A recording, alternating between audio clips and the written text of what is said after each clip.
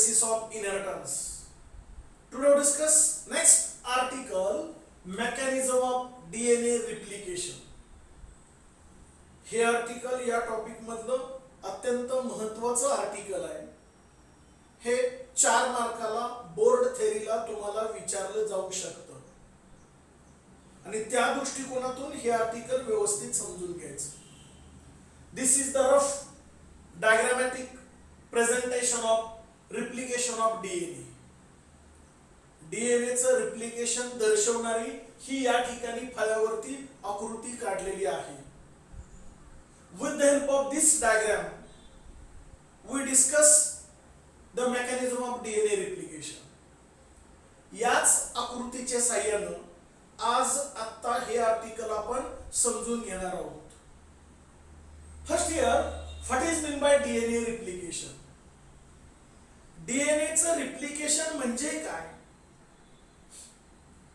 अत्यंत थोडक्यात किंवा एका वाक्यात असं म्हणता येईल, DNA molecule makes an exact copy of itself. याला खऱ्या अर्थानं आपण डीएनए रिप्लिकेशन म्हणतो. मी काय म्हणलं? डीएनए मॉलिक्यूल म्हणजे हा डीएनए मॉलिक्यूल आहे, makes an exact copy of itself. हा इकडे आला पॅरेंटल, हा इकडे आला आणि पुन्हा नव्यानं दुसरा असा तयार झाला, सेम लाईक पॅरेंट. हा जसा डीएनए सेम असे 2 तयार झाले, Xerox copy, true copy, carbon copy, same like parent. हुबेहूब 1% सुद्धा त्याच्यामध्ये बदल नसतो. जसा हा डीएनए सेम हाच असेल, सेम हा असेल. एकापासून 2 जशाची तशा हुबेहूब कॉपी डीएनए स्वतःच तयार करतो, याला म्हणायचं डीएनए रिप्लिकेशन. म्हणून एका वाक्यात काय सांगितलं? DNA molecule makes an exact copy of itself called as a DNA replication. Actually, this process of DNA replication takes place in nucleus. Suppose this is the cell. ही पेशी असेल तर पेशीमध्ये हा कोण असतो? सायटोप्लाझम. आणि मध्यभागी कोण असतो? न्यूक्लियस. या न्यूक्लियसच्या आतमध्ये inside the nucleus DNA replication takes place. ही त्याची जागा आहे. म्हणजे एका डीएनए चे 2 डीएनए होतील म्हणजे डीएनए चे रिप्लिकेशन होईल, पण ते नेमकं कुठे घडेल? Inside the nucleus. The type of DNA replication is semi conservative. Semi conservative म्हणजे कसं? आता मी इथं जे काढून दाखवलं त्या पद्धतीनं मी पुन्हा काढून दाखवतो. समजा हा डीएनए, याचा एक स्ट्रँड इकडं असा बाजूला येईल म्हणजे हाफ कॉन्झर्व, दुसरा हाफ इकडं कॉन्झर्व होईल. And one is newly synthesized म्हणजे अर्धा कॉन्झर्व होतो आणि एक नवीन तयार होतो. 50-50. पॅरेंटल एक जसाची तसा घेतला, दुसरा नव्याने तयार झाला. इकडे सुद्धा पॅरेंटल थ्रेड एक अर्धा कॉन्झर्व केला आणि त्याच्यावरती दुसरा न्यूली सिंथेसाइज झाला. ही जी पद्धत आहे याला म्हटलं जातं type of DNA replication is semi conservative. Semi means half, conserve means to store, अर्धा जसाच्या तसा साठवणे. इथं पहा, हा पॅरेंटल ओल्ड आणि हा न्यू. इथं सुद्धा हा पॅरेंटल ओल्ड आणि हा न्यू. ओल्ड अर्धा साठवून ठेवला आणि दुसरा इथं सुद्धा ओल्ड म्हणजे अर्धा जुना घेतला आणि दुसरा नवीन त्याच्यावर तयार झाला, या पद्धतीने. हा तो प्रकार आहे semi conservative type of DNA replication. Is it clear? Actually, the process of DNA replication takes place with the help of these 6 points. या 6 मुद्द्यांच्या आधारे किंवा स्टेपच्या आधारे डीएनएचं रिप्लिकेशन होत असताना आपल्याला दिसून येईल. We see one by one. First about activation of nucleotides. आता न्यूक्लिओटाइड, न्यूक्लिओसाइड, नायट्रोजनस बेसेस हे पुन्हा नीट समजून घेऊया.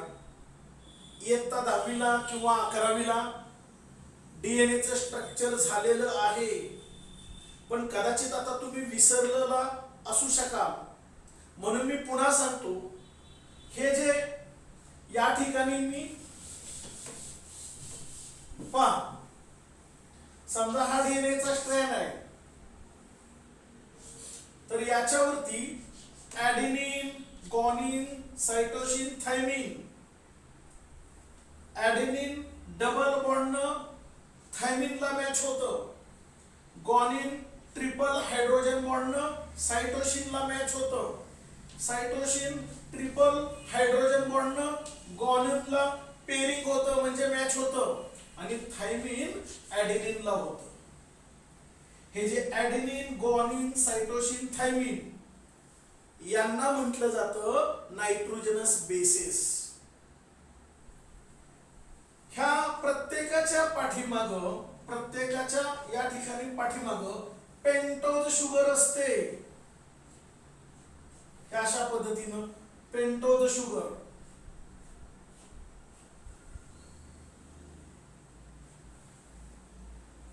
याला म्हणायचं पेंटोज शुगर. आणि दोघांच्या मध्ये फॉस्फेट असतो.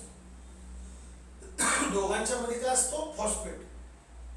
हा फॉस्फेट ग्रुप, ही पेंटोज शुगर आणि एक नायट्रोजनस बेस, तिघं एकत्रित आलं की याला म्हणायचं न्यूक्लिओटाइड. आणि एक नायट्रोजनस बेस आणि पेंटोज शुगर म्हटलं की न्यूक्लिओसाइड. आणि एकाला काय म्हणायचं यातल्या? मग तो ॲडेनिन असेल, ग्वानिन असेल, सायटोसिन असेल, थायमिन असेल, यांना म्हणायचं नायट्रोजनस बेसेस. पुन्हा पहा, यांना म्हणायचं नायट्रोजनस बेसेस.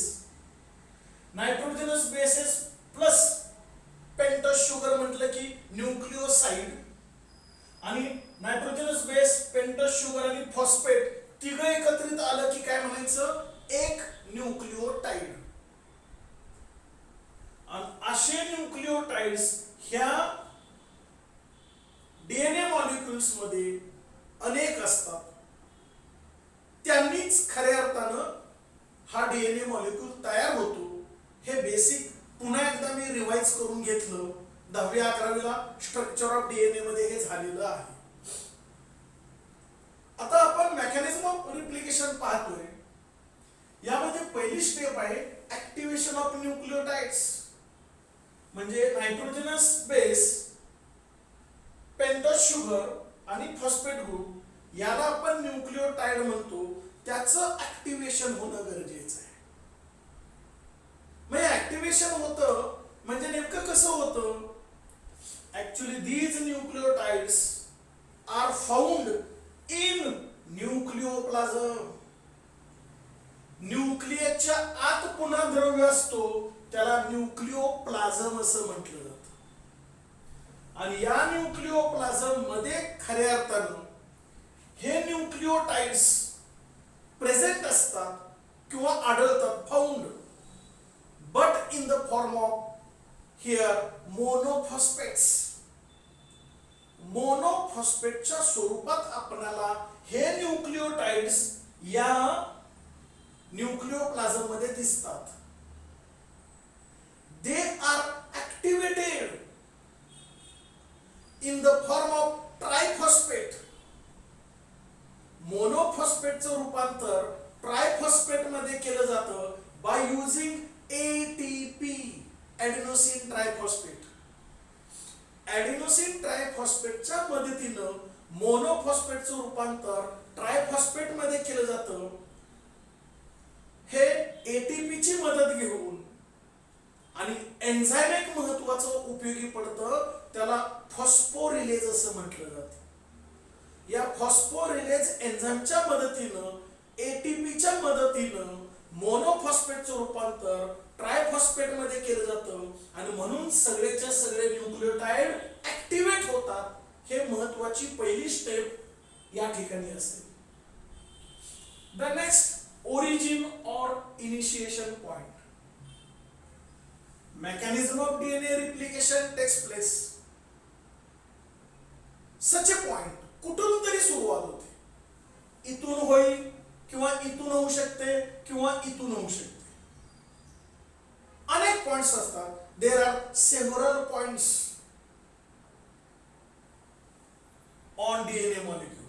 डीएनए मॉलिक्यूलच्या वरती अनेक पॉइंट्स असतात. कुठूनही रिप्लिकेशनला सुरुवात होऊ शकते. जिथून सुरुवात होते त्याला म्हणायचं ओरिजिन ऑर इनिशिएशन पॉइंट. आता या डायग्राम मध्ये नेमकं मेकॅनिझम ऑफ डीएनए रिप्लिकेशन कुठून सुरुवात झाली, इथून. हा तो पॉइंट असेल, हा पॉइंट, याला म्हणायचं ओरिजिन ऑर इनिशिएशन पॉइंट. त्यालाच तिथं पुढे नाव दिलंय रिप्लिकेटिंग फॉर्क. ते का कसं पुढे सांगतो. आता इथं लक्षात ठेवा, इथून रिप्लिकेशनला सुरुवात झाली, तो जो पॉइंट असेल, ती जागा असेल, त्याला काय म्हणायचं, ओरिजिन किंवा इनिशिएशन पॉइंट. मग तिथून सुरुवात होते म्हणजे नेमकं काय होतं, तर हे जे असे न्यूक्लियोटाइड्स असतात, त्यातले हायड्रोजनचे वीक बॉन्ड्स असतात, that can be split or break with the help of initiator proteins. इनिशिएटर प्रोटीनच्या मदतीनं हे वीक हायड्रोजनचे बॉन्ड ब्रेक केले जातील, स्प्लिट केले जातील. इथं कारण इथं असं हायड्रोजनच्या बॉन्डच्या मदतीनं नायट्रोजनस बेसेस अटॅच आहेत. इथं पहिल्यांदा ते वीक हायड्रोजन बॉन्ड ब्रेक केले जातील, स्प्लिट केले जातील with the help of initiator proteins. त्याचा परिणाम काय होतो, पुढची step unwinding of DNA strand. मग इथं डीएनएचे स्ट्रँड कसा आहे पहा, तोच स्ट्रँड इकडं कसा गेला आणि इकडं कसा सरळ झालाय पहा. असं का होतं, तर हे वीक हायड्रोजनचे बॉन्ड ब्रेक झाल्यामुळं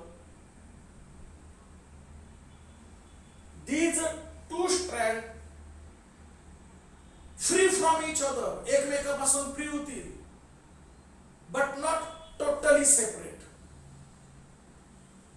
तुटून एकमेकांपासून कायमचे बाजूला जात नाहीत, थोडेसे सेपरेट होतील, पण परमनंट कायमचेच तुटून वेगळे होणार नाहीत. म्हणून सेपरेट हा शब्द वापरण्याच्या ऐवजी आपण असं म्हणूया फ्री फ्रॉम इच अदर. एकमेकाला जॉईन होते ते थोडेसे असे झाले, free from each other with the help of unwinding DNA unwinding proteins. DNA unwinding proteins याला म्हटलं जातं डीएनए हेलिकेज. या एन्झाइमच्या मदतीनं हा स्ट्रँड इकडं बाजूला होतो, हा स्ट्रँड इकडं बाजूला होतो, स्वतंत्र थोडासा होतो, फ्री होतो, बिकॉज ऑफ अनवाइंडिंग प्रोटीन्स और enzyme helicase. The next, synthesis of new strands. मग आता हा जो पॅरेंटल डीएनए जो आहे, याला नाव काय दिलंय, लीडिंग टेम्पलेट. याला नाव काय दिलंय, लीडिंग टेम्पलेट. हा इकडं जो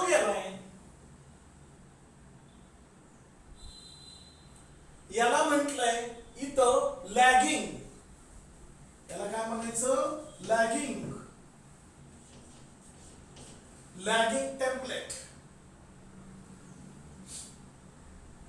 हे बेसिकली माहिती असणं गरजेचं आहे. हा पहा, लीडिंग टेम्पलेट, हा लॅगिंग टेम्पलेट. हे पॅरेंटल जसेच्या तशी असते. मग आता पुढे काय होणार आहे? याच्यावरतीच नव्यानं आरएनए प्रायमर आलेला आहे. हे जे छोटे डॉट डॉट दाखवले मी इथं 3, 1 2 3 हे आरएनए प्रायमर आहेत. छोटे छोटे आरएनए चे तुकडे आहेत. आरएनए वरती नायट्रोजनस बेसेस कोणते असतात? ॲडेनिन, ग्वानिन, सायटोसिन. आणि थायमिनच्या ऐवजी कोण असतो? युरॅसिल. थायमिनच्या ऐवजी कोण असतो? युरॅसिल. बाकी सेमच असतात. मग हे छोटे छोटे तुकडे म्हणजे आरएनए प्रायमर.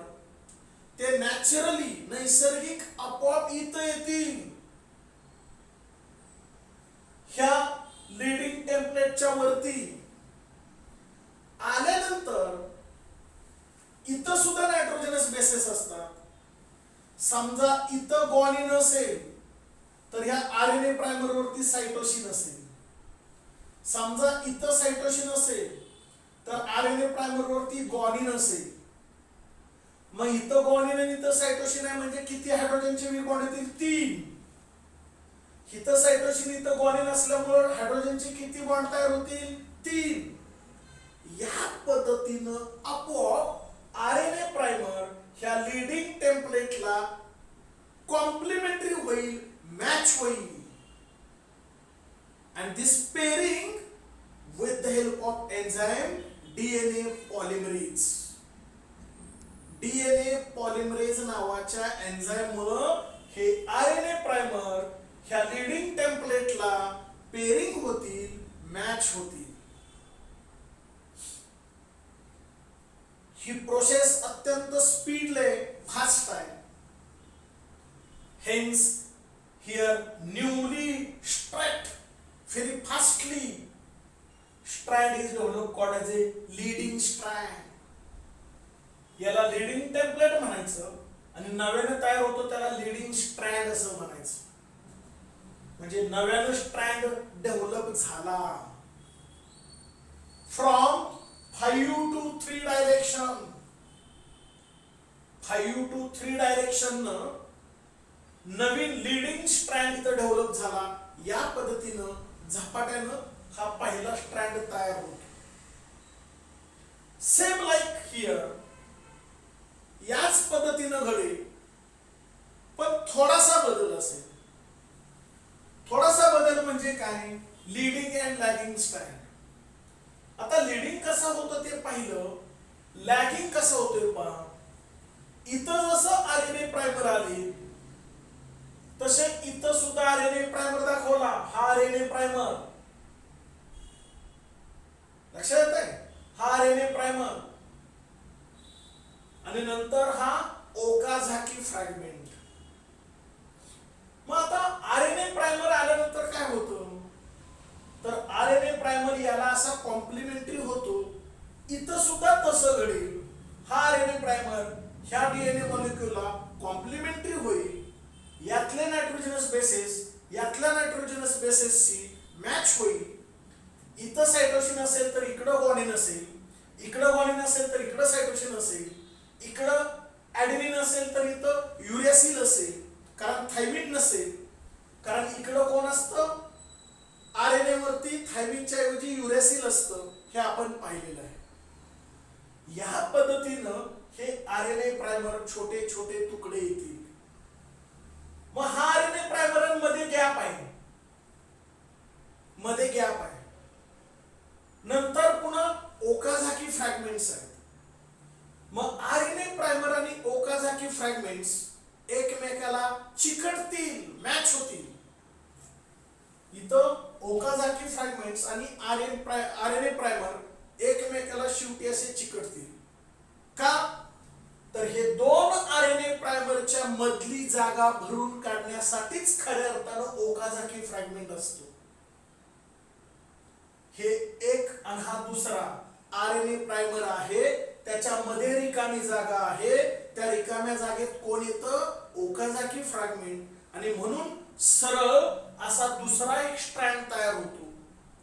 ही हळूहळू प्रोसेस घडते as compare to this leading strand. याच्या तुलनेत ही हळूहळू प्रोसेस घडते, परंतु दोन आरएनए प्रायमर ओकाझाकी फ्रॅगमेंटच्या मदतीनं चिकटले जातात with the help of enzyme DNA ligase. DNA लायगेजच्या मदतीनं दोन आरएनए प्रायमर ओकाझाकी फ्रॅगमेंटच्या मदतीनं चिकटले जातात आणि शेवटी दुसरा एक हळूहळू का होईना एक लॅगिंग स्ट्रँड तयार होतो. या पद्धतीनं लीडिंग आणि लॅगिंग स्ट्रँड डेव्हलप झालेला आपल्याला दिसून येईल. आणि last formation of daughter DNA molecule. मग हे दोन मॉलिक्यूल तयार झाल्यानंतर याच्यामध्ये जे न्यूक्लियोटाइडचा सिक्वेन्स असेल तोच जसाची तसा इकडे सुद्धा असेल, इकडे सुद्धा असेल. हे इकडे सरळ दाखवलंय, इकडे सरळ दाखवलंय, पण ते पुन्हा helically coiled same like parent सारखेच ते हेलिकली कॉइल्ड होतील असे, आणि मग इथून असं गळून पडतील आणि एकाचे दोन या पद्धतीनं आपण असे जे पाहिले होते याचा अशा दोन कॉपी ज्या मागाशी पाहिल्या होत्या सेम पद्धतीनं असेच इकडे एक आणि इकडे एक एका डीएनएच्या दोन कॉपी तयार होतात. त्याला म्हणलं जातं formation of daughter DNA molecule. या पद्धतीनं mechanism of DNA replication takes place. ही खरी प्रोसेस आहे. एवढं तुम्हाला 4 मार्काला डायग्रामच्या सहाय्यानं एक्सप्लेन करता आलं पाहिजे. I hope you understand about the mechanism of DNA